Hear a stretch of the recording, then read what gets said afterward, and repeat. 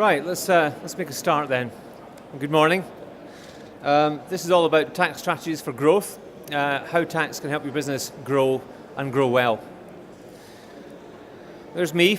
A magnificent photograph, I have to say. My name is Ray Abercromby. I'm a tax partner with Smith & Williamson, and my role is to advise growing businesses, entrepreneurs, in helping their business get to where they want to get it, and ultimately, frequently, exiting that business itself. But on the way, there's a lot that needs to be done, and tax plays a very important part in that pathway. Right, what we're going to look at then? Well, growing a business is good, but it doesn't just stop there. For example, you're going to experience growing pains.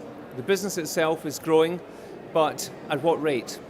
You've got to control the rate, you've got to think about things in advance before a problem hits you, and you've got to reduce or manage costs as well. Frequently a growing business is going to have cost issues, cash issues in particular. Managing that cash is vital for sustained growth in a business itself. And therefore, what we're going to look to do is use tax as a tool, a fiscal tool, to help manage that growth, to help manage the costs as well, so that you can get to where you want to be. Structuring as well, as I'll come on to later on, is also a big part of maximising the value of the assets of the business itself. So, it's all about tax, it's all about growth and the interaction of the two. Right, what we're going to look at? Well, we'll look at investment incentives. How do we get people to put money into the business in the first place? We'll look at staff and employee rewards. In growing businesses, your staff are frequently your greatest asset, and you've got to take care of them and keep them and retain them in the business itself. Doing that in a way that doesn't involve shelling out large bonuses is again an important consideration. We'll look briefly at capital allowances, not too much, but it is something that does need to be mentioned, timing more than anything else. Getting money out, this is one that entrepreneurs get quite excited about, is how you get the money out of the business itself without paying too much tax. It's a question I get asked all the time, and we'll look at one or two cunning ideas that will allow you to do that. And some ideas as well on transferring the business, passing that on or passing an interest in the business on as well. First of all, just a quick recap on the life cycle of any business, or if you want to distill it down, of any product. It has this distinctive bell curve, this phase. You have your startup, your growth, you then hit maturity, and hopefully you then kick on from there. But sometimes a business will actually decline and fall away. Where do you sell? Where does the growth peter out? Thinking about that is important in planning the life of the business itself. Today though, we're going to look at that middle part, the steep part, the growth phase itself. And there's a pretty picture to describe it as well. One of the things to look at the outset is funding the growth itself. A lot of times I come across businesses, I'm looking at one just now that actually has overcommitted and it's about to enter into an insolvent procedure.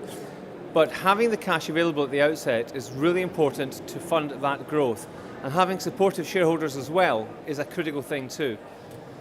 Getting investment in is not an easy thing. Now that's where the government comes in and provides tax incentives. Banks aren't lending as much as they used to, and in the absence of that, the private sector has to step in, but they will not do that without some form of incentive. That's the tax bit. Now a classic one is EIS, Enterprise Investor Scheme. This has been around for quite some time, well over 20 years in its various iterations, and it's pretty nice. It gives you 30% tax relief on your investment, and if you go for really early stages, 50%. I speak here from experience because I did this exact same thing for a company that I set up and have a shareholding in. Got my tax back, got my colleagues or shareholders some tax back, so they think I'm God, and they'd be right. So that works quite nicely. And it really made it happen for them. It really got them in because of this tax relief at the outset. The other thing is, on exit, you pay 0% tax on capital gains. There's a further relief. And if you have any existing gains, they can also be deferred against your investment. Now, a combination of all of that means that you can get tax relief of somewhere in the region of 45–50%, and at an early stage, 64% tax relief on your investment.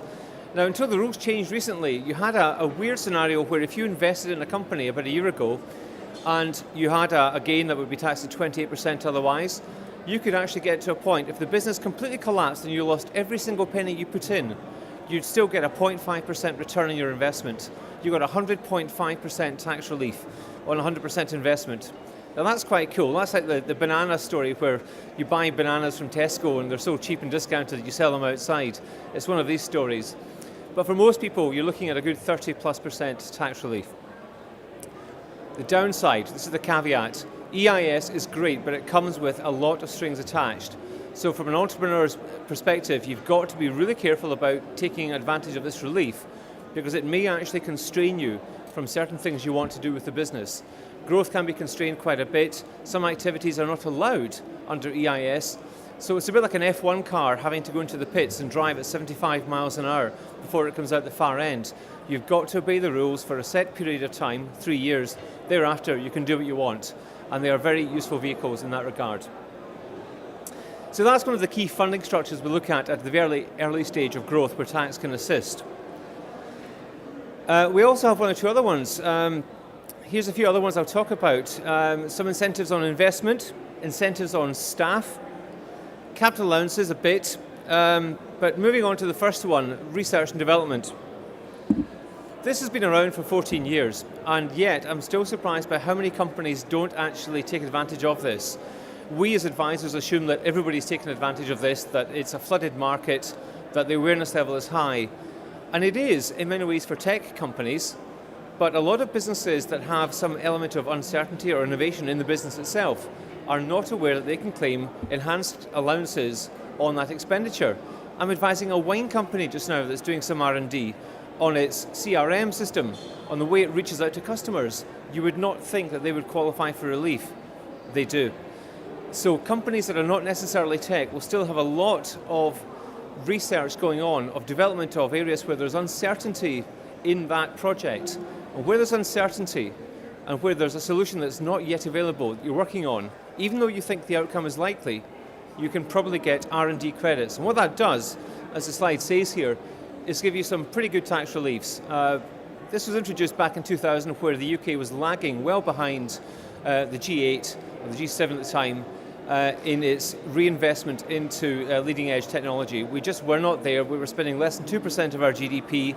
The rest of the EU was around about 3.5%. This was brought in as an incentive for companies to do this.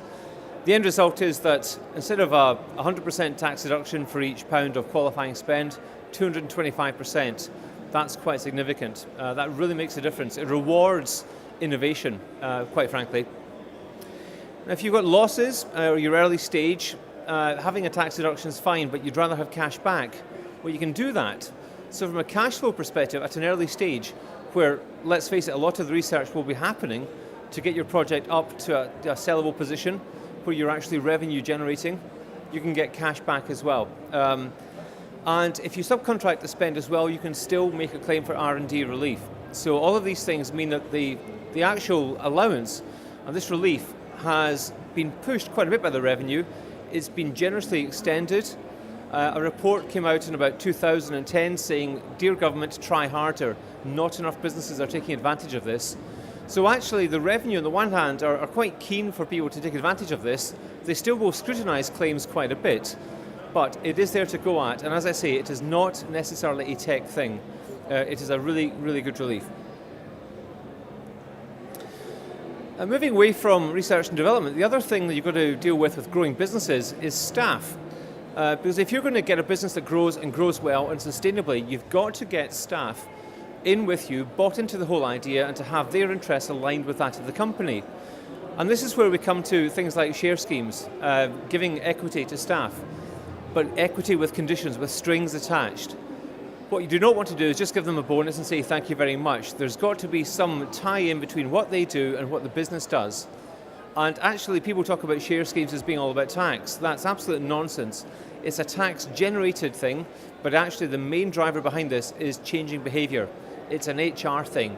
And this is where HR directors get quite excited about stuff like this, because they can see it as a way of warping people's minds, turning them into the Borg, making them behave the way you want to. Share schemes will do that if you get them structured correctly. Now there are three parts to a share scheme. The first one is where you grant somebody the right to buy a share. So that's the hook. At some point in time in the future, we will let you buy a share. Well, the response is, in many ways, so what? Why would I buy a share? It's like buying a share in 3 years' time in a PLC. But the difference is that unlike a PLC, where you buy a share at the then market price in 3 years, we fix the market price now, and assuming that you are a growing business, that means that you can buy a share in future at the now price and have no tax at that point in time, which is quite nice. The other thing you can do as well with this is that the value of a share or a small holding is not the same as a pro rata value of the company for tax purposes.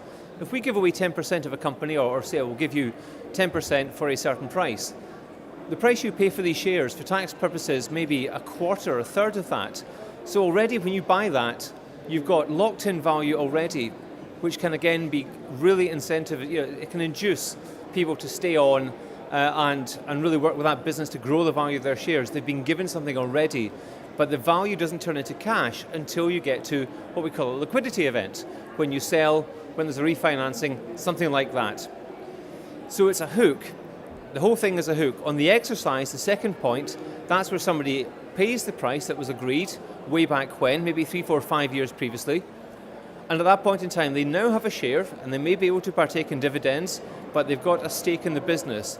And that changes behavior because you have an ownership thing then. You are an owner of that business itself. It may only be 5%, it may be less. And one of the great things about share schemes is to get a 10% capital gains rate on sale, you don't need 5%, which you do need to get what's known as entrepreneur's relief. You need 1%, 2%, it doesn't matter. It's quite nice that way. Then the third phase is when you actually sell the shares, and typically this will happen about 1 second before or at the same time as the company is sold. So typically most individuals will actually not exercise their options until just before the business is sold. Then they become part of the shareholders selling out, then they get the return, and the return is in the form of capital gains tax, which will be at 10% more often than not, with about £11,000 of tax relief before you even get taxed. So somebody with a £20,000 gain is going to pay about £1,000 in tax. You give them a £20,000 bonus, they're going to pay about £8,000 in tax plus national insurance. That's the difference. And the other thing as well is that the company itself, or the shareholders, as a reward for their largesse, giving away equity, they will actually get something back. They will get tax relief on that growth that's been given away. So for the company it's fantastic. They don't have to pay employers' national insurance. You get a tax deduction for the growth given away. The employee's laughing. They've got effectively a low tax or almost a tax-free value, and they have, one hopes, driven that business to get to the point where they get more equity. The harder they drive the business, the more they get. It's as simple as that. For the main owners, if they give away the right amount of shares to people, and it has to be the right amount, then you drive people to behave in a certain way that grows the business. You may have 80% now, where you had 100% before, but it's a far larger cake. That is the whole ethos of a share scheme. And the last point to mention is that it is seen as a really good sign by would-be acquirer. It demonstrates a maturity in the business. It demonstrates that this is a business that takes care of its underlying assets, its people, and that it is designed and built and structured with longevity in mind. If you've got that in place, it demonstrates that a business being acquired has the right ethos and that a long-term goal has always been its aim. That's an encouraging thing for an acquirer. It ticks a box and it makes due diligence a little bit easier when it comes to it. Share schemes then. Is that it? No, absolutely not. There are one or two more things you can do.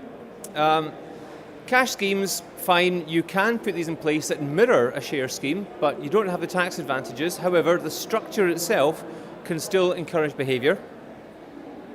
Unapproved share option schemes also can do this as well.